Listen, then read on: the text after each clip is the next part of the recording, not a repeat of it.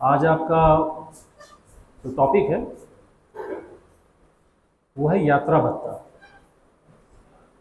आपके करिकुलम में आप लोग कुछ टॉपिक्स पहले पढ़ चुके हैं। आरण्य वितरण अधिकारी के उत्तरदायित्व एवं कर्तव्य, बजट के जुड़े उसके अवयव और सेवानिवृत्ति लाभ भी आपको पढ़ाया जा चुका है पिछली क्लासेस में। आज आपका टॉपिक है यात्रा भत्ता।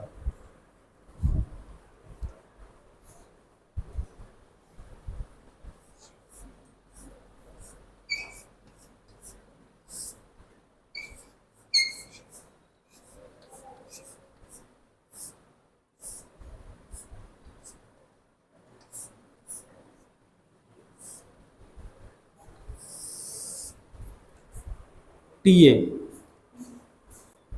मतलब कि ट्रैवलिंग अलाउंस, शॉर्ट में इसको टीए हम लोग बोलते हैं। आप लोग भी अपनी कार्यालय में टीए शब्द का ही प्रयोग करते होंगे। यात्रा भत्ता इसे आप सभी जानते होंगे। आई होप कुछ संख्या कम लग रही है आप लोगों की यार, मुझे शायद सारे लोग नहीं हैं। ठीक है, कोई बात नहीं।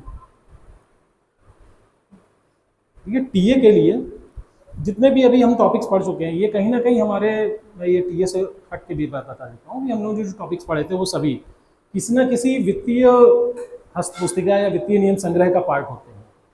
जैसे बजट मैनुअल, हमने बजट टॉपिक पढ़ा था, वहाँ पे बजट मैनुअल वहाँ से लिया जाता है। जैसे वित्तीय अधिकारियों का प्रतिनिधान हुआ या आरण्य वितरण अधिकारी को उत्तरदायित्व कर्तव्य है, वो सब भी वित्तीय हस्त पुस्तिकाओं के विभिन्न हिस्सों से या उनके विभिन्न वॉल्यूम से लिए गए हैं।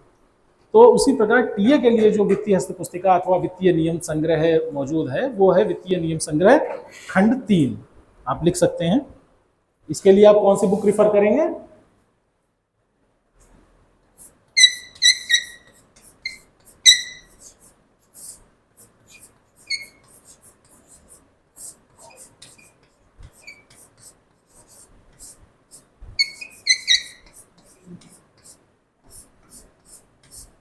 वित्तीय नियम संग्रह भाग 3, जिसे वित्तीय हस्त पुस्तिका भी कह के आप बुलाते हैं, भाग 3।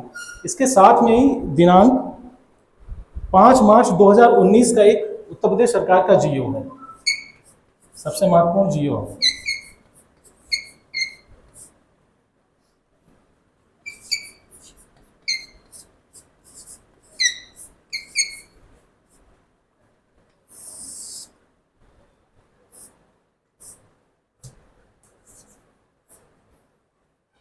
इन दो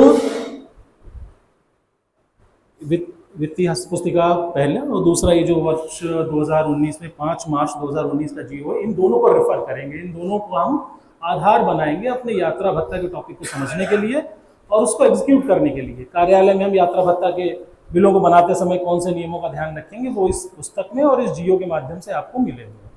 पुस्तक में चूंकि आधारभूत नियम दिए होते हैं, परिभाषाएं दी होती हैं, इसके अलावा जिस समय वो पुस्तक लिखी गई है उस समय लागू नियमों का ही हवाला दिया होता है उसमें। लेकिन समय के साथ चूंकि उसमें अपडेशंस होते हैं, रेट्स रिवाइज होते हैं और कुछ और भी जो संशोधन करने की सरकार को आवश्यकता महसूस होती है तो वो जीओ के माध्यम से करती है। तो इस संबंध में जो वर्तमान में सबसे लेटेस्ट और प्रभावी जीओ है वो 3 मार्च 2019 का है। जीओ संख्या 3/2019 है। यदि और स्पेसिफिकली आप चाहेंगे तो इसको सर्च कर सकते हैं, अदरवाइज केवल आप इस डेट को डाल के भी सर्च करेंगे तो आपको जीओ मिल जाएगा टीए के रिलेटेड। टीए क्यों जनरेट होता है, कब जनरेट होता है, क्यों इसकी जरूरत पड़ी? इसके लिए साधारण सा कार्य है कि जनहित में जब भी कोई शासकीय कार्य किया जाता है तो उस संबंध में यदि कोई यात्रा करनी पड़ती है शासकीय कर्मचारी को, सरकारी सेवक को, किसी शासकीय कार्य के लिए जब कोई यात्रा करनी पड़ती है तो उसके बदले में उसके एक्सपेंसेस की प्रतिपूर्ति करने के लिए यात्रा भत्ता उसको दिया जाता है। तो यही साधारण सी टीए की एक परिभाषा है।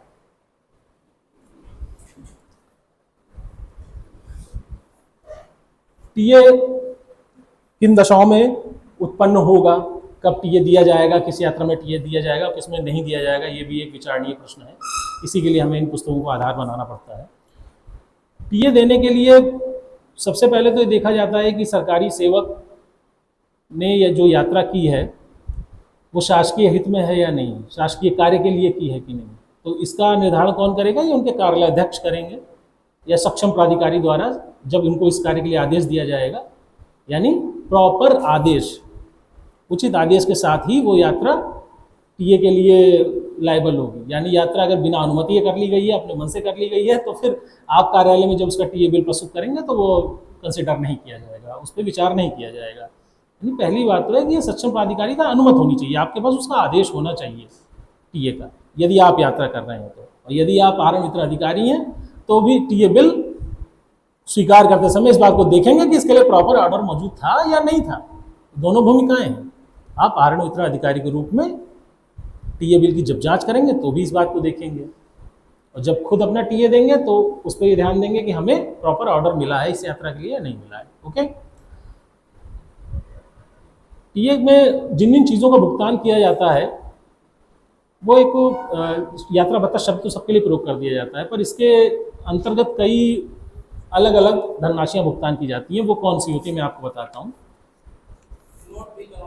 आपको नोट भी कराए थे, जो महत्वपूर्ण होगा वही मैं नोट कराऊंगा, बाकी आपको चीज़ें मिल जाती हैं पीडीएफ से या बुक्स में मिल जाती हैं, इसलिए उसको दोबारा कॉपी कराना ठीक नहीं है। महत्वपूर्ण बिंदु मैं आपको नोट कराऊंगा। सबसे महत्वपूर्ण पॉइंट तो ये है, जो आप अगर इस जीओ को रेफर करेंगे तो उसमें काफ़ी कुछ मिलेगा। और पारिभाषिक शब्दावली और डेफिनेशंस के लिए आपको ये बुक जो वित्तीय नियम संग्रह भाग 3 है।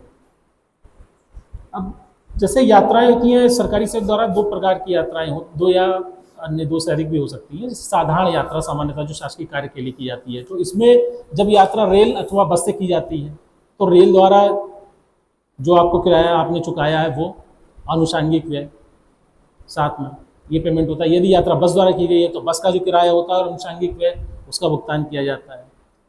ठीक है। इसके अलावा आप जब बाहर रहे हैं अपने मुख्यालय से, उस दशा में आपको एक दैनिक भत्ता डेली, जिसके लिए शब्द प्रयोग किया जाता है, उसका भुगतान किया जाता है। ठीक है। तो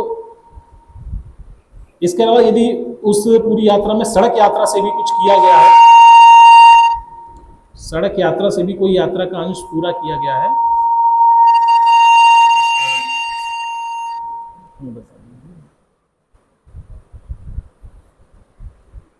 hello hello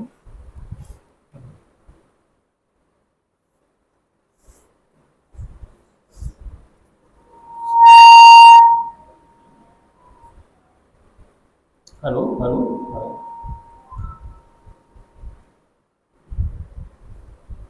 hello hello okay. ठीक है। तो यात्रा भत्ता के दौरान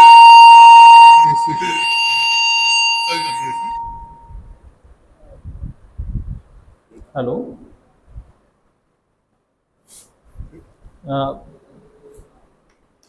हेलो तो सरकारी सेवक को शासकीय यात्रा, शासकीय कार्य से कोई यात्रा की जाती है तो उसमें यात्रा भत्ता के दौरान जो चीज़ें भुगतान होती हैं उनमें पहली चीज़ है रेल से यात्रा करते समय मील भत्ता, जो कि माइलेज कहा जाता है। वो उसको अनुमान्य श्रेणी, अब अनुमान्य श्रेणी क्या है वो मैं भी आपको बताऊंगा कि किस सरकारी कर्मचारी को, किस सरकारी सेवक को कौन सी दर से भुगतान किया जाना है, ये उसकी श्रेणी पर निर्भर करता है। तो उस अनुमान्य श्रेणी तथा अनुषांगिक व्यय, अनुषांगिक व्यय को इंग्लिश में इंसिडेंटल चार्जेस कहा जाता है। ठीक है। लेकिन इंसिडेंटल चार्जेस या अनुषांगिक व्यय, इनकी भी एक दर होती है जो अभी हम आगे आपको बताते हैं। अनुषांगिक व्यय किस कर्मचारी को किस दर से भुगतान किए जाएंगे। ऐसे ही बस से यात्रा करते समय जैसे बताया कि बस का किराया और अनुषांगिक व्यय का भुगतान होगा। दैनिक भत्ता जो डेली कहा जाता है उसका भुगतान होगा। इसके अलावा विशेष भत्ता जो भुगतान किया जाता था, वर्तमान में यह नहीं किया जा रहा है, इसके समाप्त किया जा चुका है। आप में से कोई विशेष भत्ता जो इलाहाबाद हाई कोर्ट में मुकदमों वगैरह की पैरवी के लिए जब जाते हैं इलाहाबाद या लखनऊ में, या फिर इलाहाबाद में एजी महालेखाकार को अकाउंट लेके जाते हैं, तो उस दौरान विशेष भत्ता 100 रुपये का चार्ज किया जाता है। किसी को जानकारी है आप में से जो मैं बता रहा हूँ? होगी किसी कार्य से यदि आप गए होंगे। तो जो दैनिक भत्ता आपको मिलता है आपकी ग्रेड पे के अनुसार, उसके अलावा भी 100 रुपये अतिरिक्त विशेष भत्ता साथ में जोड़ा जाता है। वो बात दूसरी कि अनभिज्ञता में आपने कभी क्लेम ना किया हो, लेकिन ये दिया जाता था, पर वर्तमान में ये नहीं दिया जा रहा है। ठीक है। तो एकेडमिक बुक्स में और जियो में तो ये आपको मिल जाएगा, पर वर्तमान में इसका भुगतान नहीं हो रहा है। ठीक है। मैंने इसको सर्च करने की कोशिश की कि इसके लिए स्पष्ट उदाहरण मैं ढूंढ नहीं पाया, मुझे मिल नहीं सका जल्दी में। मैं फिर मिलेगा तो मैं आपको उसका जियो भी दिखा दूंगा। मैंने पूछा था तो मुझे यही बताया गया कि अभी इसका भुगतान नहीं हो रहा है। तो विशेष भत्ता तो आप इसे कंसिडर नहीं करेंगे। ये केवल इलाहाबाद में जब एजी का महालेखाकार का अकाउंट लेकर के जाने के लिए, लखनऊ में जब हम लीगल कामों के लिए जाते थे अपना कोर्ट में किसी पैरवी के लिए या कोई काउंटर दाखिल करने के लिए, तो उन कार्यों के लिए ये 100 रुपये अतिरिक्त मिलता था आपकी डेली के अलावा। ठीक, तो इन 3-4 चीज़ों को मिला करके जो हम यात्रा भत्ता बेअक में प्रस्तुत करते हैं, यही हमारा टीए होता है। और इसके अलावा कहीं कहीं पे देखिए सरकारी सेवक द्वारा जब स्वयं की शासकीय कार्य के लिए यात्रा की जाएगी तो वहाँ पे केवल उसे अपने ऊपर किए गए एक्सपेंसेस का ही भुगतान किया जाएगा, उसी का दावा प्रस्तुत कर सकेगा। यानी यदि उस यात्रा में वो अपने किसी परिवार के सदस्य को भी साथ में ले गया है तो क्या हम उसका भुगतान करेंगे उसके एक्सपेंसेस का? नहीं करेंगे, जी नहीं। सरकारी शासकीय कार्य के लिए यदि किसी पारिवारिक सदस्य को आप लेके गए हैं तो उसके एक्सपेंसेस का भुगतान गवर्नमेंट द्वारा नहीं किया जाएगा, सरकार द्वारा नहीं किया जाएगा, और टीए बिल में आप उसे शामिल भी नहीं करेंगे। यदि करेंगे तो वह स्वीकार्य नहीं होगा, उसे अस्वीकृत कर दिया जाएगा। परिवार किस दशा में शामिल किया जाता है? आप सबके मन में सवाल होगा, कुछ लोग मुझे लग रहा है कि कुछ सोच रहे हैं। वो होता है जो अवकाश यात्रा सुविधा आपको मिलती है, एलटीसी होती है, लीव ट्रैवलिंग अलाउंस, वहाँ पे ये चीज़ होती है जो एक अलग सुविधा है, अवकाश यात्रा सुविधा। वो हम आपको आगे बताएंगे। फिलहाल हम उस यात्रा के बारे में बात कर रहे हैं जो कि सरकारी कार्य के लिए आपने करी है, तो उस दशा में वो आदेश आपके लिए है और आप ही का ही एक्सपेंस गवर्नमेंट बेयर करेगी या उसका वहन करेगी। आपके परिवार का कोई सदस्य आपके संग यात्रा करता है तो उस पर आने वाले चाहे किराया हो चाहे अन्य उसके खाने पीने पर कोई व्यय हो तो उसका भुगतान नहीं किया जाएगा, ये स्पष्ट है। परिवार कभी यात्रा भत्ता वाले टॉपिक में यदि परिवार शब्द का कहीं प्रयोग होगा तो परिवार क्या होता है, परिवार की परिभाषा में कौन कौन शामिल है? पति, यदि महिला है तो उसकी दशा में उसके पति, या कार्मिक के रूप में पुरुष है तो उसकी पत्नी। ठीक है, और यहाँ पे ध्यान रखने की बात है, एक पत्नी की बात हो रही है। ठीक है, जो वर्तमान में जो एक पत्नी है, एक से अधिक पत्नी अनुमन्य नहीं है इस परिवार की परिभाषाओं में। ठीक है, इसके अलावा वैध संतानें, वैध संतानों का मतलब उसकी अपनी संतानें, और इसके अलावा दत्तक पुत्र अथवा पुत्रियां होती हैं वो भी वैध संतान मानी जाएंगी। ठीक है, तो वैध संतानों का सेंस यहाँ पे ये होता है। इसके अलावा माता एवं पिता, परिवार की परिभाषा में यात्रा व्यय के संबंध में पारिवारिक परिभाषा में माता पिता भी, आप चाहे नोट कर सकते हैं परिवार की परिभाषा, ये इंपॉर्टेंट है। परिवार की परिभाषा आपको ये वित्तीय नियम संग्रह भाग 3 के नियम संख्या 6 में मिलेगी। इसमें कौन कौन शामिल है? यथास्थिति पति अथवा पत्नी, वैध संतानें, माता पिता,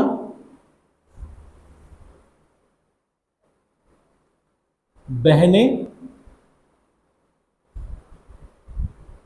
तथा अवयस्क भाई।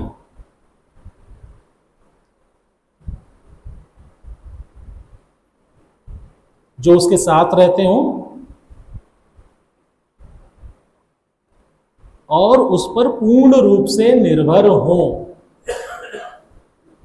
तो परिवार की परिभाषा में जिन सदस्यों की बात की गई है, इसमें सबसे महत्वपूर्ण क्लॉज आखिरी में लगा है कि उस पर पूर्ण रूप से निर्भर हों। निर्भरता होना आवश्यक है। यदि आपके भाई अथवा बहन कोई जॉब करते हैं या उनकी आय का कोई साधन है या वो आत्मनिर्भर है, किसी सरकारी अथवा निजी आजीविका का स्रोत उनके पास है, तो उस दशा में वो इस परिवार की परिभाषा में शामिल नहीं माने जाएंगे। या आपके माता पिता आत्मनिर्भर है, जैसे कि आपके माता पिता खुद एक सरकारी सेवा में हों, वो रिटायर भी हो गए हो तो भी वो सरकार से पेंशन प्राप्त करते हो, तो उस दशा में वो आपके परिवार की परिभाषा में नहीं शामिल माने जाएंगे। ठीक है, दैनिक भत्ता, दैनिक भत्ता की परिभाषा आप लिख लीजिए।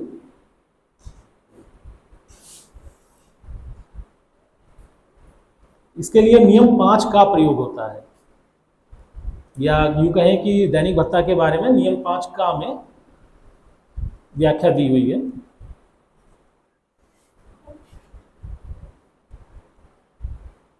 मुख्यालय से 8 किलोमीटर अर्धव्यास, अर्धव्यास का मतलब समझ गए ना आप? अर्धव्यास का मतलब होता है 8 किलोमीटर की परिधि, इनका कहने का सेंस है। अर्धव्यास यानी वृत्त का जो आधा, जी हाँ, त्रिज्या, करेक्ट। तो उस त्रिज्या को यदि आप घुमा देंगे तो जो एक वृत्त बन जाएगा, तो उस डिस्टेंस की बात, उस क्षेत्र की बात की जा रही है। तो 8 किलोमीटर अर्धव्यास से अधिक की दूरी पर, यानी मुख्यालय से 8 किलोमीटर किसी भी दिशा में यदि उससे अधिक वो ट्रैवल कर रहे हैं और वहां पे अपने 8 घंटे से अधिक बिता रहे हैं, तो लिखने के लिए आप लिख लीजिए मुख्यालय से 8 किलोमीटर अर्धव्यास से अधिक दूरी पर ड्यूटी पर जाने पर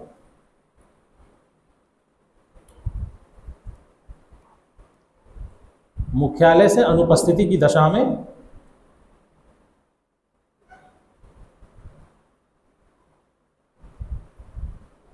दैनिक भत्ता अनुमन्य होता है।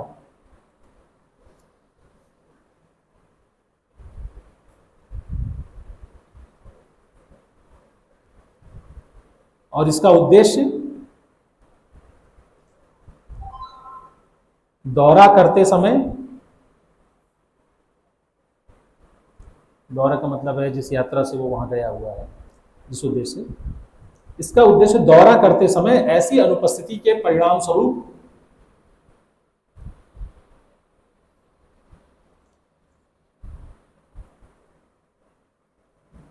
कर्मचारी द्वारा वहन किए गए, परिणाम स्वरूप कर्मचारी द्वारा वहन किए गए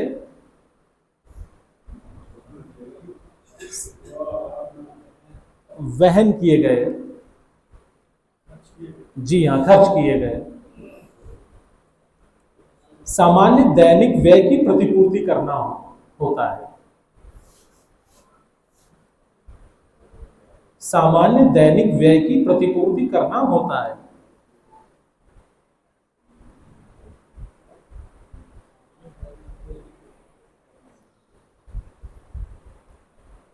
एक और शब्द प्रयोग होता है टीए में जिसे माइलेज कहा जाता है इंग्लिश में, हिंदी में इसके लिए शब्द है मील भत्ता। लिख लीजिए इसको भी, ये शब्द बार बार आएंगे और आपसे परिभाषा नहीं पूछे जा सकते हैं। मील भत्ता, मील माइलेज वाला मील भत्ता, मैं शब्द लिख देता हूं यहाँ पे।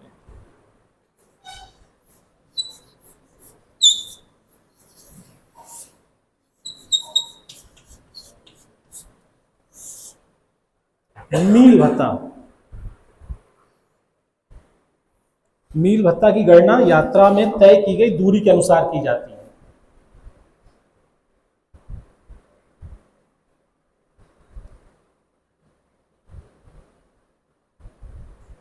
यात्रा में तय की गई दूरी के अनुसार की जाती है।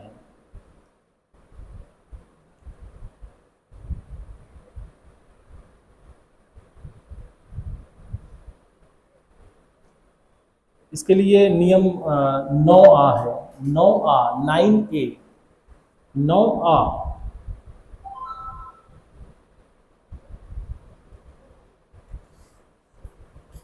देखिए यात्रा में तय की गई दूरी के अनुसार मील भत्ता है, यानी कि जो डिस्टेंस आपकी यात्रा की है और उस पूरी डिस्टेंस से मल्टीप्लिकेशन करके या गुणा करके एक निश्चित दर है डिसाइड की गई है पहले शासन द्वारा, जो जीएम में मौजूद है 3 मार्च 2019 वाले, उसके अनुसार आपको वो आपके यात्रा भत्ता का पार्ट बनता है माइलेज। ये एक हिस्सा होता है, इसके अलावा दैनिक भी आप उसमें जोड़ते हैं दैनिक भत्ता, और तब वो कंप्लीट बनता है।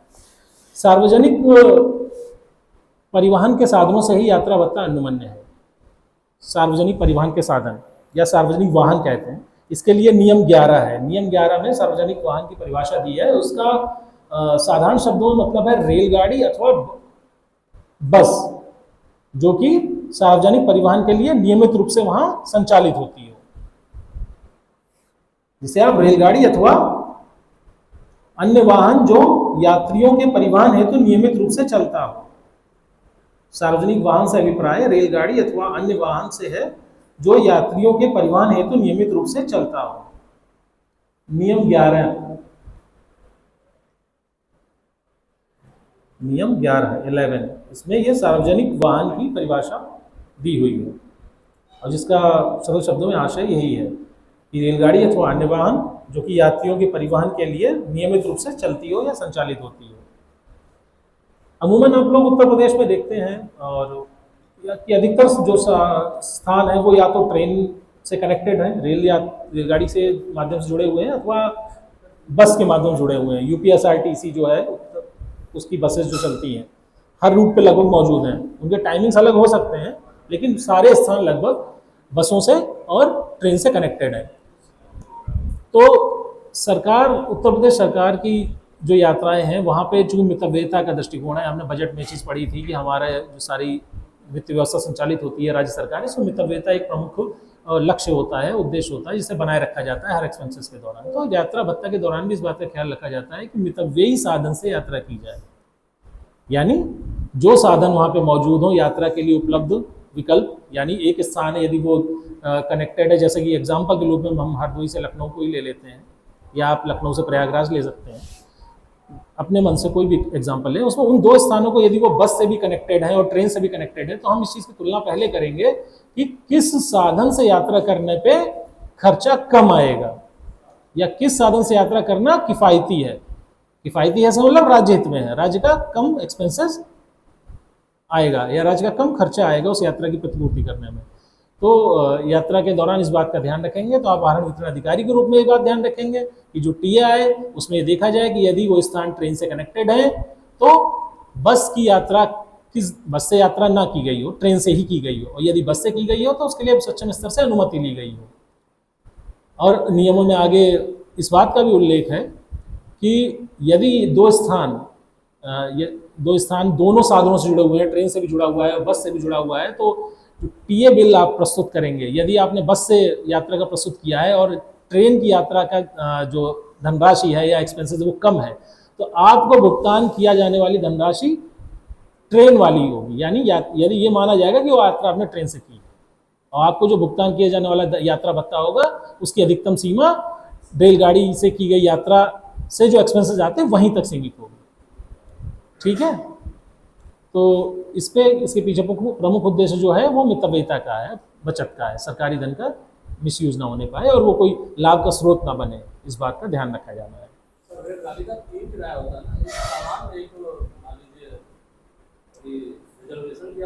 हाँ, ये श्रेणी के हिसाब से, जैसा इन्होंने कहा कि अलग अलग प्रकार से, अब इसमें कई कैटेगराइजेशन है हर लेवल का। जैसे आप लोग यहाँ मौजूद हैं, मैं मान के चलता हूँ कि कुछ 4200 ग्रेड पे के हैं, कुछ 4600 ग्रेड पे के, कुछ 4800 ग्रेड पे के हैं।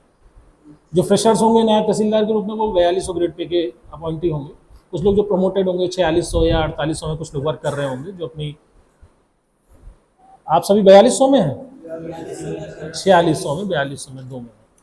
ठीक है, अब मैं बताता हूँ आपको, कुछ रेट्स बताता हूँ उसमें, आप नोट करना चाहें तो नोट कर सकते हैं। ठीक है, इसको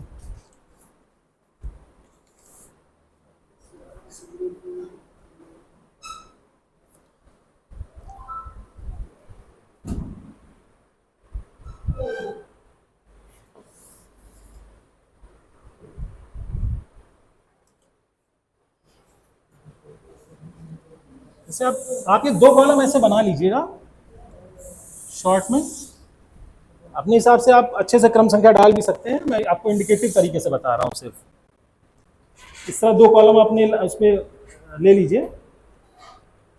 अब जो रेट्स डिसाइड है वो मैट्रिक्स लेवल पे, आपको पता होगा जो हमारा वेतन आयोग का रिपोर्ट आया था उसमें अब मैट्रिक्स में लेवल डिसाइड कर दिए गए हैं, जैसे लेवल 6, 7, 8, 5।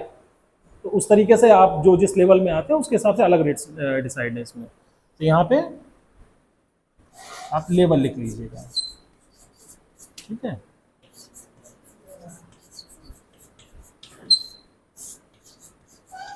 सरकारी सेवक की वेतन मैट्रिक्स में जो लेवल है, ठीक है, इसको लिख लीजिएगा। और अधिकृत श्रेणी, यात्रा की अधिकृत श्रेणी,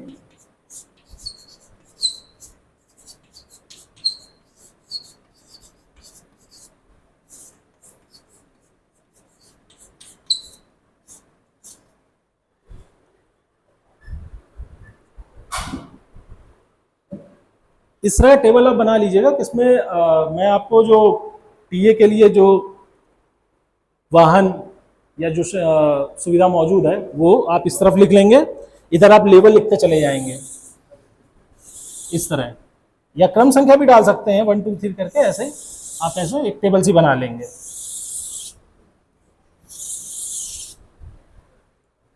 अब सबसे नीचे जैसे जो लेवल होता है सबसे कम से शुरू होकर ऊपर की तरफ जाता है, तो मैं सबसे नीचे से आपको बताऊं या कहीं ऊपर से बताता हूं, जहां से आपको सही लगे। सबसे रेलेवेंट जो आपके लिए होगा वो हाँ 4200 ग्रेड पे शुरू होता है। ये किस लेवल में आएगा? 4200 ग्रेड पे 6 में आएगा। तो इसमें सबसे जो बेसिक है लेवल 6 से जो कम के लोग हैं उनके लिए क्या है?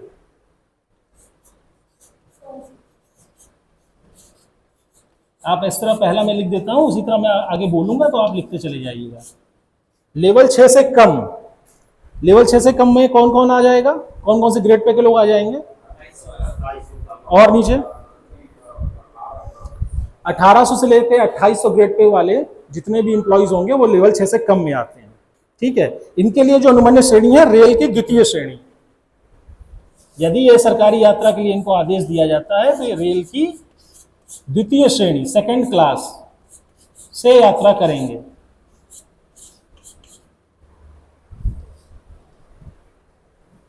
अब आप इसको पूरा डिटेल में लिखना चाहें या शॉर्ट में जैसे आपको समझ में आए उस तरह आप इसको लिख सकते हैं।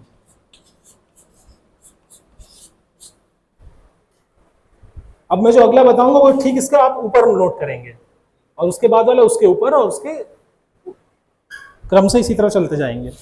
तो लेवल 6 से जो कम है, जिसे 1800 से 2800 ग्रेड पे वाले जितने भी इंप्लॉइज होंगे वो रेल की सेकंड क्लास के लिए, शयनयान जिसे कहते हैं स्लीपर क्लास, उसमें यात्रा करने के लिए अधिकृत हैं। इसके ऊपर लेवल आप लीजिए लेवल 6, 7 और 8। लेवल 6, 7 और 8, लेवल 6, 7 और 8 इनको क्या उपलब्ध है? इनको रेलवे की प्रथम श्रेणी अथवा AC 3 टियर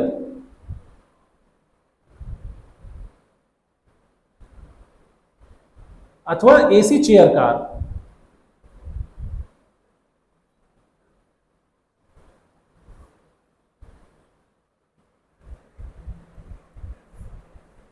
क्या मुझे लिखने की जरूरत है यहाँ पे? नहीं, आपने नोट कर लिया ना?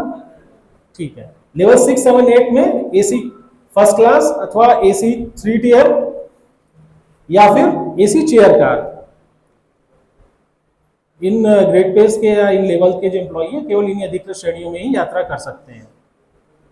या इसको हम दूसरे तरीके से ये कह दें कि अगर इससे अनाधिकृत किसी श्रेणी में यात्रा करते हैं तो उस श्रेणी का किया गया यात्रा भत्ता दावा स्वीकार्य नहीं होगा।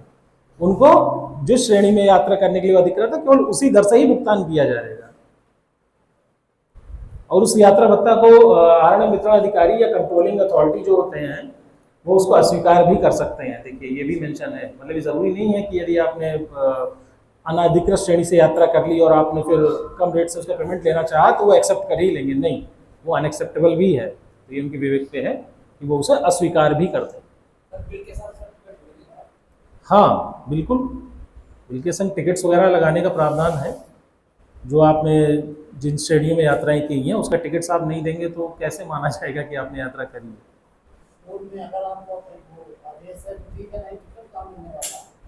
नहीं, जैसे रिजर्वेशंस अगर आपने किए होंगे तो रिजर्वेशंस के तो प्रमाण मौजूद होते हैं ना। हाँ जी, आपका मैटर दूसरा है, आप टीए नहीं लेंगे ना, आप ट्रेनिंग टीए की बात कर रहे हैं। ठीक है ना, आप लोग ट्रेनिंग में है। देखिए ये जो चीज़ें हैं ट्रेनिंग की एक थोड़ा सा अलग है, वो वहाँ पे आप लोग ट्रेनिंग टीए का आप लोगों पे लागू होगा। आप लोग प्रशिक्षण कितने दिनों का ये बताएंगे? अवधि कितनी है उसकी? 3.5 दिनों में बताइए। 135 दिन का है। ठीक है, आप लोग अपने टिकट्स लगाइए। देखिए टिकट लगाने के का ही प्रावधान है उसमें, टिकट्स को रखिए। टिकट्स तो आपको जनरल टिकट भी तो मिलता है ना, टिकट रखेंगे तो बेहतर होगा। टिकट मांगा जा सकता है आरण्य वितरण अधिकारी द्वारा, मांगे जाने पर आपको टिकट दिखाना पड़ेगा आपने वो यात्रा करी है या नहीं करी है। ऐसा कहीं भी बुक्स में या जियो में मेंशन नहीं है कि आपको टिकट नहीं दिखाना है।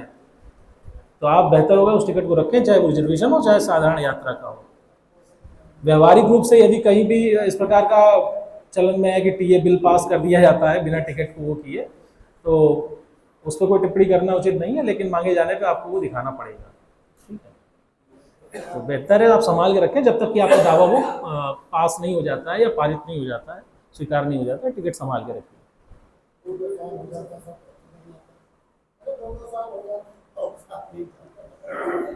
वो मैंने क्या कहा, वो एक व्यवहार में क्या हो रहा है अलग बात है ना। लेकिन जो बुक में है, जो आपको आप पूछने पे आप बताएंगे, वो यही है कि आपको टिकट उसमें संलग्न करना चाहिए और दिखाना भी चाहिए अपने आरक्षण उत्तराधिकारी के मांगने पर। क्योंकि उसके पीछे क्या उद्देश्य हो सकता है, वजह ये है ना कि यदि ऐसा नहीं किया जाएगा तो क्या प्रमाण रहेगा कि आपने उस अधिकृष्ण से यात्रा करी भी है कि नहीं करी है। लाभ का स्रोत तो नहीं बना लिया, यानी आपके जो वास्तविक एक्सपेंसेस हुए हैं उसकी प्रतिपूर्ति करना ही तो टीए का उद्देश्य है। तो वो प्रतिपूर्ति, वो वास्तविक एक्सपेंस कैसे ट्रीट होंगे, कैसे पता चलेगा कि ये, तो वो जो प्रमाणक आप देंगे उसी से पता चलेगा, है ना। इसके अलावा इसके ऊपर आप एक लेवल लिखिए, लेवल 12 और लेवल 13, इनको किस श्रेणी से यात्रा करने का अधिकार प्राप्त है। लेवल 12 और लेवल 13, लेवल 12 और लेवल 13। लेवल 12 में 7600 ग्रेड पे और लेवल 13 में 8700 ग्रेड पे के कार्मिक आते हैं। अच्छा 6 से, अच्छा 9 10 11 नहीं लिखा है आप लोगों ने, ठीक है, लेकिन इसे ऊपर वाला लीजिए 9 10 और 11, 9 10 और 11। 9 में ग्रेड पे 5400, लेवल 10 में भी 5400 और लेवल 11 में 6600 के लोग आते हैं। ग्रेड पे लिखना आपको आवश्यक नहीं है, आप लेवल लिखिएगा केवल, ये ग्रेड पे हम आपकी सुविधा और समझ के लिए बता रहे हैं केवल। लेवल 9 10 11 इनके लिए रेलवे की प्रथम श्रेणी अथवा एसी टियर 2 अथवा शताब्दी आब्लिक राजधानी एक्सप्रेस में एसी चेयर कार। देखिए चेयर कार शब्द में बोल रहा हूं क्योंकि कुर्सीयान शब्द इसके लिए बुक्स में लिखा मिलेगा, तो कुर्सीयान शब्द आपको अच्छा लगता हो तो आप वो लिख लिया, अदरवाइज चेयर कार एक ऐसा इंग्लिश शब्द है जो अधिकतर लोग समझ जाते हैं, इसलिए किसी को कोई समस्या हो तो कुर्सीयान शब्द का प्रयोग कर सकता है, जिसमें जिस तरह हम आप बैठे इस तरह चेयर अलॉट होती है और एसी केबिन होता है। हाँ मैं फिर से रिपीट कर दे रहा हूं, रेल की प्रथम श्रेणी अथवा एसी कोच टियर 2 अथवा शताब्दी आब्लिक राजधानी, यानी या तो शताब्दी एक्सप्रेस में या राजधानी एक्सप्रेस में एसी चेयर कार। शताब्दी और राजधानी प्रीमियम ट्रेन्स होती हैं, तो ये लेवल 9 10 और 11 इनके लिए था। इसके ठीक है ऊपर आप लिख लेंगे लेवल 12 और लेवल 13, लेवल 12 और लेवल 13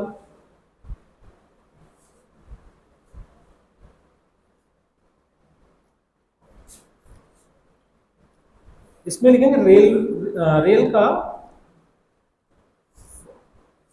मतलब फर्स्ट क्लास कोच जिसे कहा जाता है ना, एसी टियर 1।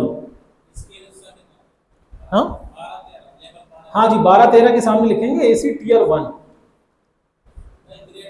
ग्रेड पे बताएं 7600 और 8700 के कार्मिक इसके अंतर्गत आते हैं। लेवल 12 के लिए 7600 ग्रेड पे और लेवल 13 के लिए 8700 ग्रेड पे के लोग आते हैं, ये कार्मिक। और यात्रा की जो श्रेणी इनके लिए उपलब्ध है वो है रेल का एसी टियर 1।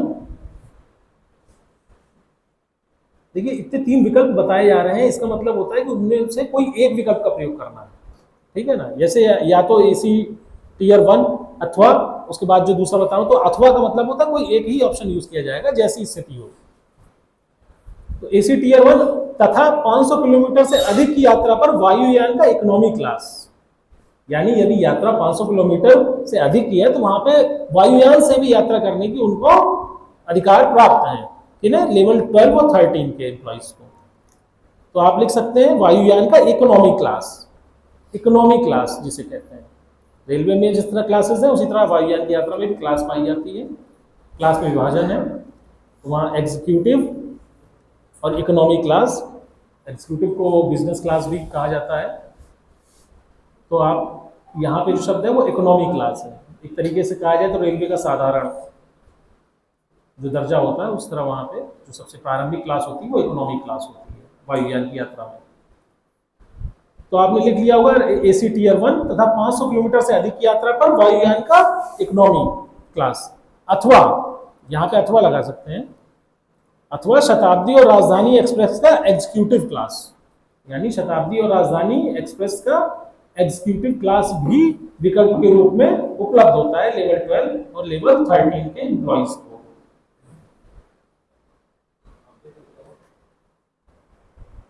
ठीक। हाँ, शताब्दी एक्सप्रेस का एग्जीक्यूटिव क्लास।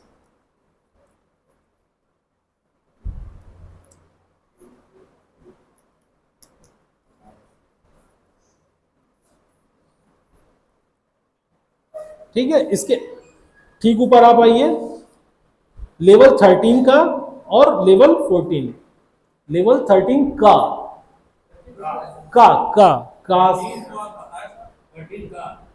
लेवल 13 का, वो 13 बताया था, इसके ऊपर है 13 का।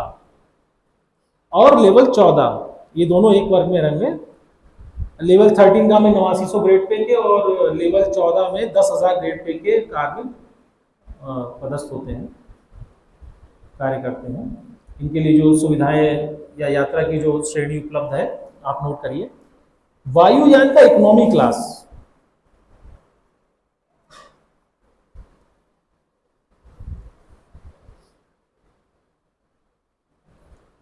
नोट करिए आपने, वायुयान का इकोनॉमी क्लास या फिर या अथवा लगाएं, रेल का AC tier 1, AC tier 1 coach,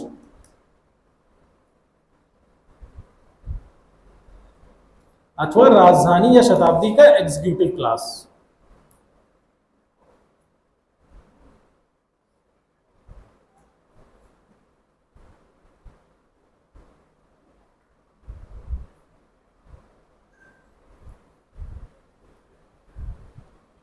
और नोट हो गया। इसके ठीक ऊपर आखिरी कॉलम आप ऐड कर लीजिए, मैं नीचे से लेवल से आपको बताया है इसीलिए। इसके सबसे ऊपर जो कॉलम लिखेंगे इसमें आप लेवल 15 या लेवल 15 अथवा इससे उच्च लेवल जो भी हो, लेवल 15 एवं इससे उच्च लेवल, यानी लेवल 15 या इससे ऊपर जो भी इंप्लॉई हो उत्तर प्रदेश सरकार के, उनके लिए जो वायुयान का एग्जीक्यूटिव क्लास अधिकृत श्रेणी के रूप में उपलब्ध है। लेवल 15 अथवा उच्च लेवल, उसके लिए सामने आप लिख लेंगे वायुयान का एग्जीक्यूटिव क्लास। एग्जीक्यूटिव क्लास को ही बिजनेस क्लास भी कहा जाता है, जिसका जो रेंट होता है या किराया होता है वो तुलनात्मक रूप से जो साधारण दर्जा होता है उनका उससे ज़्यादा होता है। इसीलिए इसमें ये अंतर है इकोनॉमी क्लास और एग्जीक्यूटिव या बिजनेस क्लास में। थोड़ा वो स्पेसियस भी होता है व्यवहारिक रूप से, यदि आप में से किसी ने यात्रा की हो वायुयान की। तो ये आपने नोट कर लिए। तो इस टेबल से जो आपने बनाया होगा आपको ये पता चल जाएगा कि किस लेवल का एम्प्लॉई कौन सी श्रेणी से या किस साधन से यात्रा करने के लिए अधिकृत है, और उसके यात्रा भत्ते का भुगतान उसी अधिकृत श्रेणी के दर से ही किया जाना है।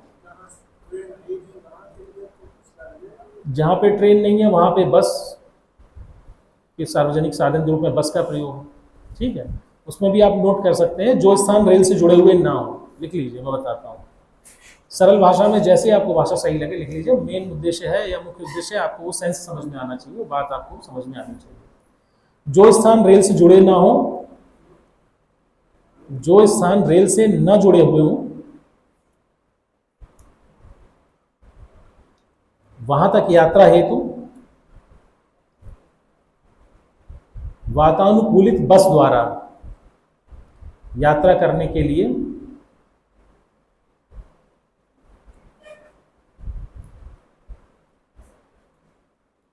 समस्त शासकीय सेवक अधिकृत होंगे।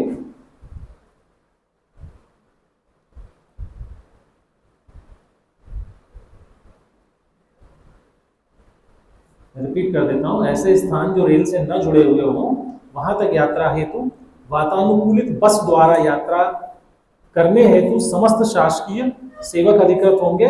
कौन से समस्त शासकीय सेवक, कौन से हो सकते हैं पहले लिख लीजिए फिर। हाँ, एक निश्चित सीमा होगी ना, उस सीमा के ऊपर ही, सभी को तो ये उपलब्ध नहीं है। लेवल 9 है, लेवल 9 लिख लीजिए, लेवल 9 अथवा उससे ऊपर के समस्त कार्मिकों को एसी बस, एसी बस मतलब एयर कंडीशन बस, वातानुकूलित बस जिसके लिए शब्द है, उपलब्ध है। लेवल 9 अथवा इससे ऊपर के एम्प्लॉयज को, यदि रेल का विकल्प उपलब्ध नहीं है, शर्त यही है यदि दो स्थान रेल से न जुड़े हुए हो तभी ये विकल्प सामने आएगा। रेल से जुड़े हुए हैं तो एसी बस से यात्रा करना की अनुमति नहीं है। तो लेवल 9 अथवा उससे ऊपर के एम्प्लॉय एसी बस से यात्रा करेंगे, और लेवल 9 से नीचे वाले साधारण या डीलक्स बसेस से, साधारण बस या डीलक्स बसेस से, जो मोस्टली आपको यूपीएसआरटीसी की कुछ बसें एसी की भी दिखाई देती होंगी चलती हुई सड़क पे, कुछ साधारण बसें नॉर्मली जो आप देखते हैं वो वही होती हैं। एसी बसेस कभी कभी दिन भर में एक या दो ही होती हैं, हर दूसरे से शहर में शायद 2 बसें चलती हैं। ठीक है,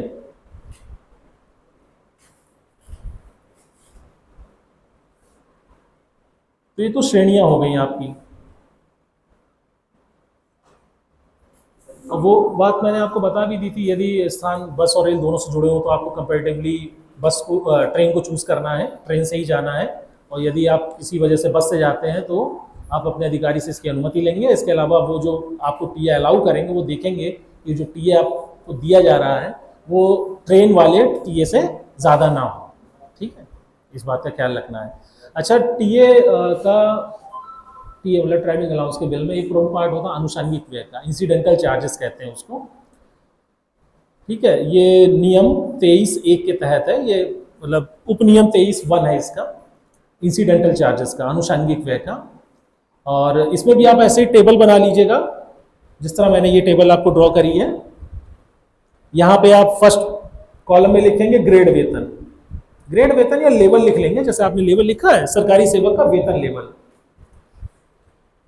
और दूसरी साइड जो कॉलम है वहां पे आप लिख लीजिएगा आनुषंगिक व्यय की दर, मतलब किस रेट से इंसिडेंटल चार्ज का पेमेंट किया जाएगा।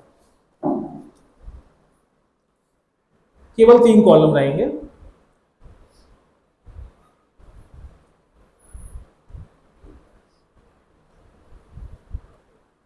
केवल 3 कॉलम का आप बना लीजिए। अब जैसे इसमें पिछली बार मैंने बताया था, सबसे नीचे स्टार्ट करेंगे, मैं सबसे नीचे से बताऊंगा। लेवल 5 से कम, आप यहां पे लिख लीजिए लेवल 5 से कम आनुषंगिक व्ययों को भुगतान के संबंध में जो दरें दी गई हैं उनमें सबसे पहले आप सबसे बॉटम से शुरू करिएगा। लेवल 5 से कम,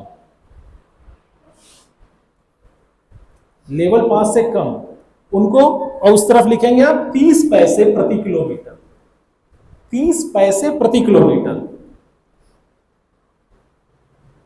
आप सबके समक्ष इस क्लास में एक टीए बिल भी व्यवहारिक से बना के दिखाया जाएगा। आप सबकी जो आपको बताया जा रहा है इसके व्यवहारिक रूप से प्रयोग भी यहाँ पे करके दिखाया जाएगा। आपसे भी चीजें मैं पूछ के यहाँ पे दिखाऊंगा, उस टीए बिल को बना करके दिखाऊंगा। एक निश्चित दूरी का एग्जाम्पल हम ले लेंगे और बनाएंगे, तब आपको पता चलेगा कि टीए में आनुषंगिक व्यय कहाँ प्रयोग होता है। केवल हमको यात्रा के दौरान जो किराया हमने चुकाया है वही नहीं पेमेंट होता है, हमको माइलेज, रोड माइलेज भी मिलता है, आनुषंगिक व्यय भी मिलता है, डेली भी मिलता है। इन सबको मिला के जो अमाउंट बनती है वो टीए बिल का कंप्लीट पार्ट होती है। तो जो आनुषंगिक व्यय उसकी मैंने आपको ये दर दिखाई। ये लेवल 5 से कम होगा तो यहाँ पे 30 पैसे प्रति किलोमीटर है। लेवल 5 से कम में कौन लोग आते हैं, अभी मैंने बताया कौन से एम्प्लॉइज आते हैं, 1800 से लेकर 2800 तो ग्रेड पे वाले। ओके, इसके ऊपर है लेवल 5, 6, 7 और 8। इसके ठीक ऊपर लिख लीजिएगा 5, 6, 7 और 8। नीचे वाला 5 से कम बताया था मैंने। इसके बाद 5, 6, 7 और 8, इसमें 2800 से लेकर के 4800 ग्रेड पे तक के सारे एम्प्लॉय आ जाते हैं। ग्रेड पे आपको याद नहीं रखना है, ये क्योंकि आप लोग ग्रेड पे के माध्यम से अपने को ज्यादा रिकॉग्नाइज करते हैं, इसलिए मैं ग्रेड पे बोल रहा हूँ। आप लिख लें, नहीं भी लिखेंगे तो लेवल याद रखें, एनफ है। लेवल 5, 6, 7 और 8 इनका 50 पैसे प्रति किलोमीटर है। इनको भुगतान किए जाने वाले आनुषंगिक व्यय की दर 50 पैसे प्रति किलोमीटर, सिंपली 50 पैसे पर पीएम लेकर छोड़ दीजिए। ठीक, इसके ऊपर आइए लेवल 9 एवं उच्च लेवल, यानी लेवल 9 अथवा उससे ऊपर वाले समस्त लेवल के लिए आनुषंगिक व्यय की दर 70 पैसे, 70 पैसा पर किलोमीटर।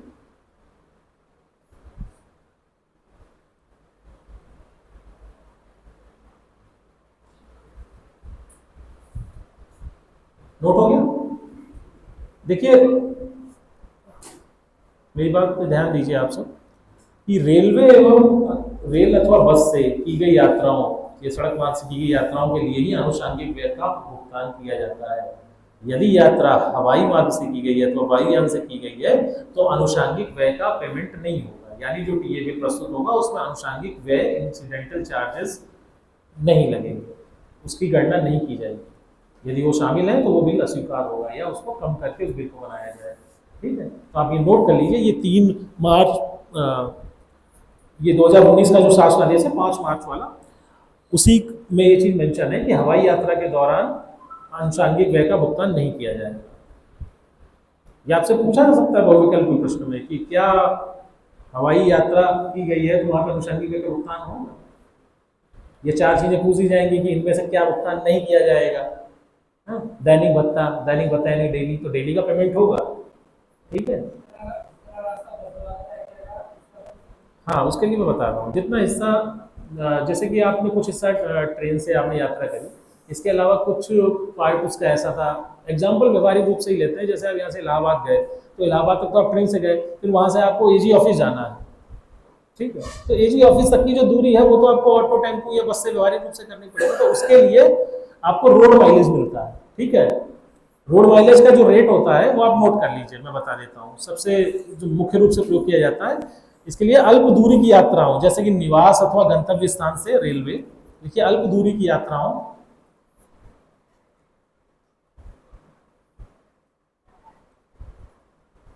के लिए,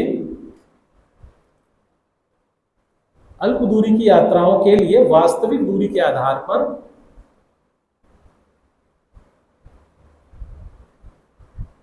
10 रुपए प्रति किलोमीटर की दर से रोड माइलेज या सड़क मील भत्ता देय है या भुगतान होगा।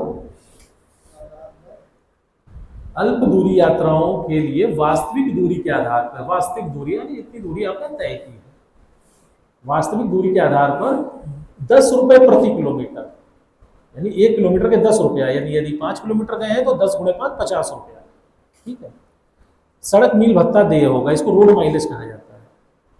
अब ये उस प्रश्न का उत्तर आपको मिल गया होगा कि यदि हम रेलवे स्टेशन से एजी ऑफिस जाएंगे इलाहाबाद के, तो जो डिस्टेंस है उसमें हमको 10 रुपए के हिसाब से रोड माइलेज पेमेंट किया जाएगा।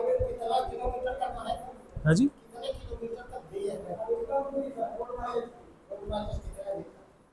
इसमें अधिकतम के लिए तो मेंशन नहीं है। ठीक है,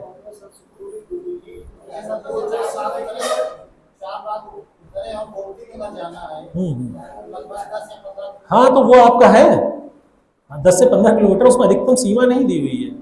जी हाँ, अधिकतम सीमा नहीं दी हुई है। यदि यदि दूरी ज़्यादा हो जाती है, कल्पना कीजिए यदि वो दूरी इतनी ज़्यादा हो जाती है कि आप ट्रेन से ही कनेक्ट है वो रास्ता, तो फिर आप चारबाग में नहीं उतरेंगे, तब आप सीधे उस जगह पे उस नियरेस्ट रेलवे स्टेशन तक जाएंगे जो उपलब्ध है। ठीक है ना, पॉइंट यहाँ पे प्रैक्टिकल ज़्यादा है, रिटर्न के हिसाब से उतना नहीं है। जो आपने बताया ना गोमती नगर तक की दूरी, वो दूरी भी इस तरह के कवर है, इस तरह के टी बिल्स भी आते हैं। जैसे सूचना आयोग, मैं आपको बता रहा हूँ एग्जांपल, सूचना आयोग गोमती नगर में ही है, तो आप चारबाग यदि उतरते हैं तो चारबाग से आप वहां तक का जो बस या जिससे भी आप करेंगे पब्लिक कन्वेंस से, वो आपको 10 रुपए प्रति के हिसाब से ही सड़क मील भत्ता देय होगा। ठीक है, इसमें दूरी के बारे में कोई भी शर्त नहीं है।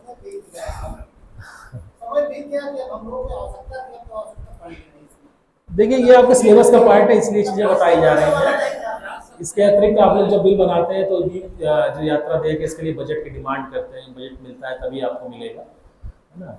तो शुरू से ही ये बात मैं कहता आ रहा हूँ कि ये जो सारी नियम संग्रह होते हैं अथवा जो भी रूल्स हैं, ये सिर्फ एक आदर्श होते हैं। आदर्श का मतलब सबसे बेस्ट, हमें इन आदर्शों को प्राप्त करने का प्रयास में हम सबसे अच्छी कोशिश करते हैं। यदि हमारे सामने वो आदर्श नहीं होंगे तो हम अपना बेस्ट नहीं कर पाएंगे। हम पूरी अच्छी कोशिश करते हैं कि सरकारी धन का अनुकूलतम उपयोग हो, मितव्ययता से उपयोग हो, कोई मिस यूज़ ना होने पाए। तो इस उद्देश्य में ये सब सारे नियम बनाए गए हैं कि कोई भी इसका गलत इस्तेमाल ना होने पाए। जो टीए के लिए भी ये नियम है कि लाभ का स्रोत ना बन पाए टीए का भुगतान। इसीलिए टीए बिल जो है अभी मैं बताऊंगा तो उसमें एक नीचे आपको स्टेटमेंट देना पड़ता है, एक शपथ देनी पड़ती है, जैसे 5-6 पॉइंट्स होते हैं, वो मैं अभी आपको नोट कराता हूँ।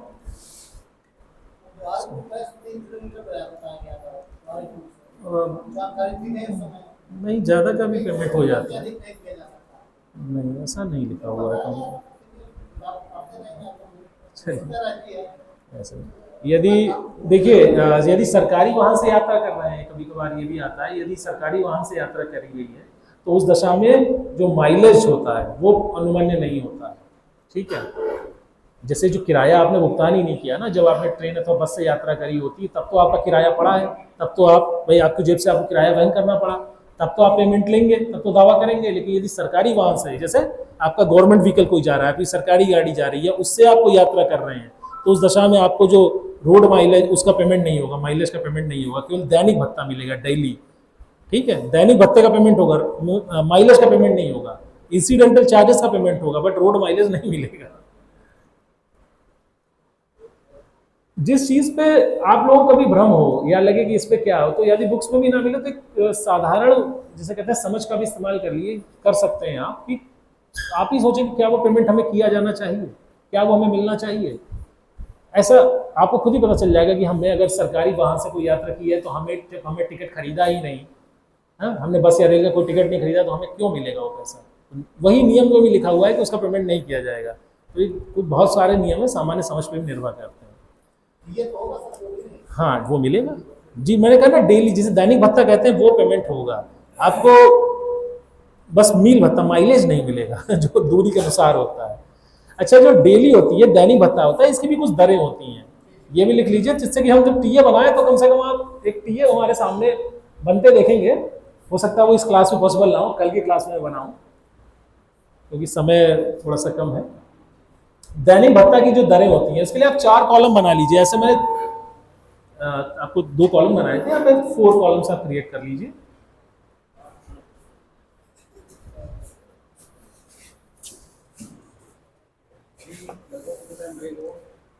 सर ये दैनिक भत्ता मैं इनको और बता दूं, मैं 10 मिनट 15 मिनट कर दूं, क्लास अटेंड करने आ गए, तो आप बता दें 10 मिनट बाद, 10 मिनट बोलिए, बस मैं इस टॉपिक को शॉर्ट कर लेता हूँ। ठीक है सर।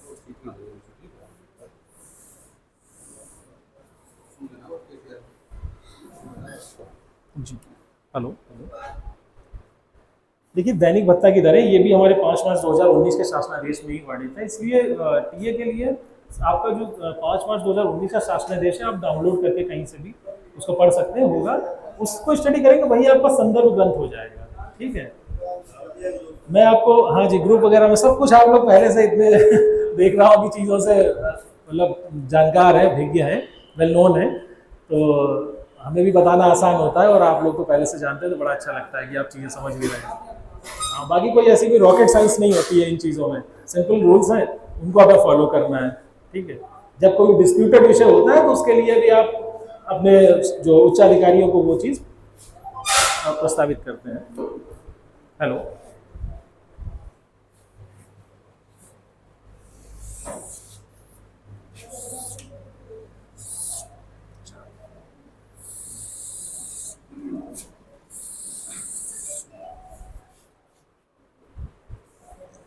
सबसे पहले कॉलम में तो हम लेवल लिख लेंगे।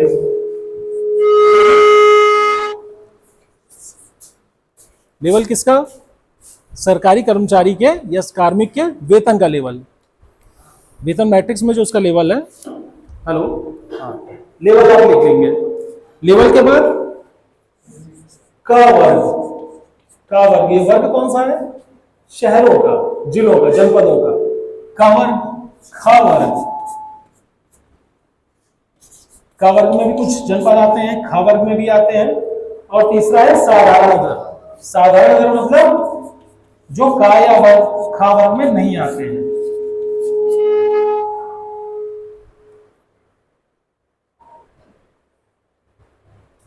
ये मैंने देखिए एक सिंपल शब्द लिखा है, इसके लिए बकायदा पूरा वर्ड मैंने नहीं लिखा हुआ है हिंदी का सेंटेंस, मैं सिर्फ आपको एक बात बताना चाहता हूँ, बाकी आपके जियो में ये चीज मेंशन है। ठीक है, जियो जिसको आप रेफर करेंगे, ये वाला, इसमें चीजें मेंशन है। सिर्फ आपको एक्सप्लेन करने की चीज बताई गई। ऐसे 5 कॉलम आप बना लेंगे जैसे बनाए हुए थे हमने।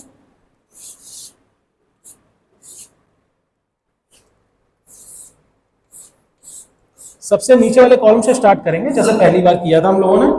उसमें लेवल 5 से कम लिख लीजिए, लेवल 5 से कम। मैं आपके लिए ये चीज बना ही देता हूँ। ठीक है,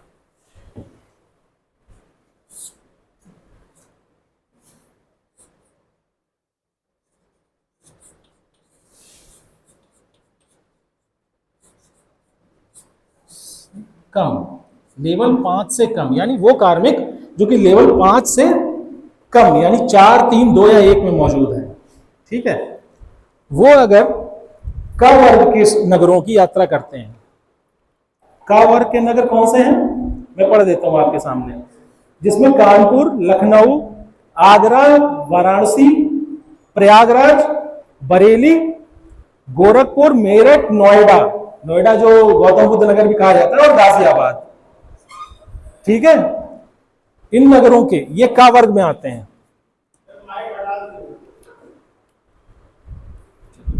हेलो, माइक इसीलिए यूज किया था कि आप तक आवाज पहुंच सके हमारी। चलिए हटा दिया आपने कहा था।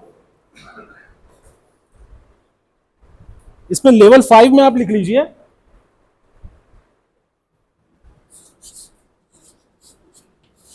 390 रुपए, 390 रुपए, ये रुपए में लिखवा रहा हूं। मतलब क वर्ग में जो मैंने आपको शहर बताए, जो आपने नोट किए, जियो में जो मौजूद हैं, आप देख सकते हैं उन शहरों को, मैं फिर बता दूंगा। इन शहरों की यात्रा यदि करते हैं आप, और इंप्लॉय यदि लेवल 5 से कम में है, यानी मान लिया एग्जांपल लेवल 4 का कोई इंप्लॉय है और वो गाजियाबाद जाता है, गाजियाबाद मैंने क वर्ग में बताया था आपको, प्रयागराज, लखनऊ, इन तीनों में से किसी भी एक शहर की यात्रा वो करता है, तो उसको डेली यानी जो दैनिक भत्ता है वो किस दर से मिलेगा, रुपए 390, ठीक है।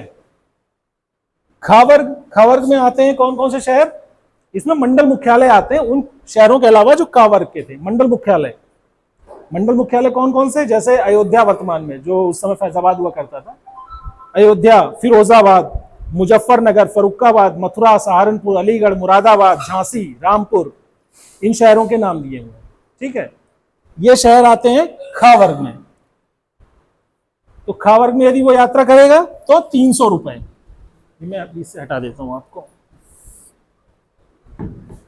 300 रुपए, यानी वही लेवल 5 से कम का कोई इंप्लॉय यदि उस शहर में जाता है तो 390 रुपए, और ख वर्ग में के शहर में जाता है तो 300 रुपए। और इन दोनों के अलावा जितने भी शहर हैं, फॉर एग्जांपल जिस शहर में आप इस समय प्रशिक्षण ले रहे हैं, हरदोई अथवा सीतापुर अथवा उन्नाव, कन्नौज, ये शहर इन दोनों में से किसी श्रेणी में नहीं आते हैं, तो वहां की यात्रा यदि की गई है, आप कहां पे पदस्थ हैं ये मैटर नहीं करता, ध्यान दीजिएगा। आप टीवी बनाते समय ये गलती ना करते कि मैं तो इस शहर का हूं इसलिए मुझे रेट मिलेगा, नहीं, ये उस शहर में यदि आप गए हैं तो साधारण दर है 240 रुपए। यदि आप लखनऊ के भी रहने वाले हैं और यात्रा आपने उन्नाव करी है तो रेट आपको 240 मिलेगा, ना कि 390। इस तरह की साधारण गलतियां कभी कभार बिलों में पाई जाती हैं, जो हम लोगों ने पकड़ी हैं या देखी हैं। ये लोग अनभिज्ञता से कर देते हैं, क्योंकि ऐसा करने से उन्हीं का नुकसान होता है। अब जैसे उन्नाव का व्यक्ति है तो उसने लखनऊ की यात्रा की, तो वो ये दावा ना करके वो ये दावा करता है, ये नहीं, ये होना चाहिए जहां की यात्रा कर रहे हैं, जहां आप गए हैं उस शहर की आबोहवा में समय बिताने के लिए आपके जो एक्सपेंसेस हैं वो कंपैरेटिवली थोड़े ज्यादा हुए होंगे, ये माना जाता है। जिसे साधारण भाषा में कहते हैं कि ये थोड़ा महंगा शहर है, वो इसीलिए। इसी आप, अब मैं हर एक को लिखूंगा नहीं, आपको बता देता हूं, आप नोट कर लीजिए। लेवल 5 में ये रेट्स थे, लेवल 5 इसका ठीक ऊपर लेवल 5 एवं 6, लेवल 5 और 6, ये 5 से कम का था, यानी 4 तक ये चीज थी।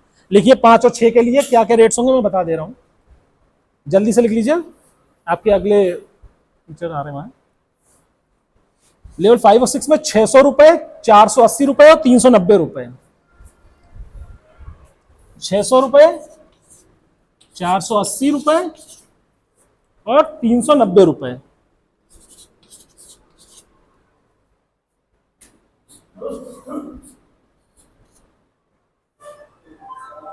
सात और 8 उनके लिए लीजिए 720, 570 और 480।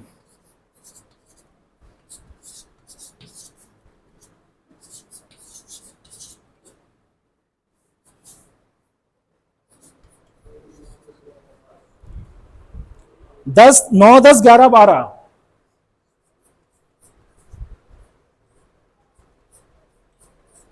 इनके लिए अलग से रेट्स हैं, 840, 660 और 540। 840, 660 और 540।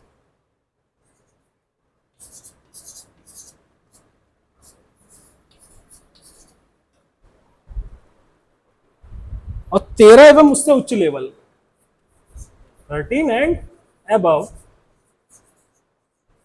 इनके लिए जो डेली रेट है या दैनिक भत्ते की दर है वो है क्रमशः 930, 750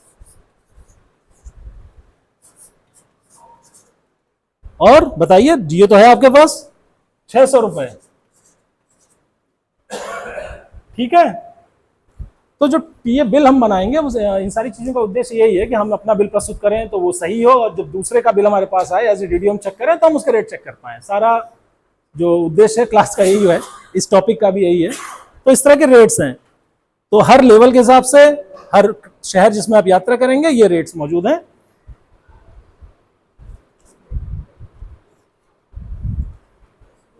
मुझे लगता है अभी आपकी अगली कक्षा के लिए वेट किया जा रहा है। आज के लिए मैं इतना ही रखता हूँ। अभी कल इस टॉपिक पे मैं आगे भी बात करूंगा। इसमें आपका ट्रेनिंग टीए के बारे में भी कुछ बातें हम बताएंगे। ट्रेनिंग टीए चूंकि आप लोग खुद ट्रेनिंग ले रहे हैं तो कुछ उसमें जुड़ी हुई चीज़ें हैं। ट्रांसफर टीए से टॉपिक है, बहुत आपको डीप में नहीं जाना है क्योंकि आप लोग आधारभूत प्रशिक्षण है, तो जो आपसे प्रश्न भी साधारण ही पूछे जाएंगे उसमें। और व्यवसाय जो समस्याएं भी होती हैं वो मोस्टली साधारण होती हैं, वो तो हाइपोथेटिकल टाइप के प्रश्न नहीं आते हैं, ना रियली में भी नहीं आते हैं। जैसे आपसे वायुयान वाला टीए शायद ही आप जीवन में कोई देखें। वायुयान का टीए आप जैसे यदि अगर वह शासन में नहीं है तो शासन के अलावा मुझे नहीं लगता कि कोई कार्मिक यहाँ मौजूद है ऐसा जिससे वायुयान से का टीए या तो बनाना पड़े या उसे चेक करने की स्थिति है।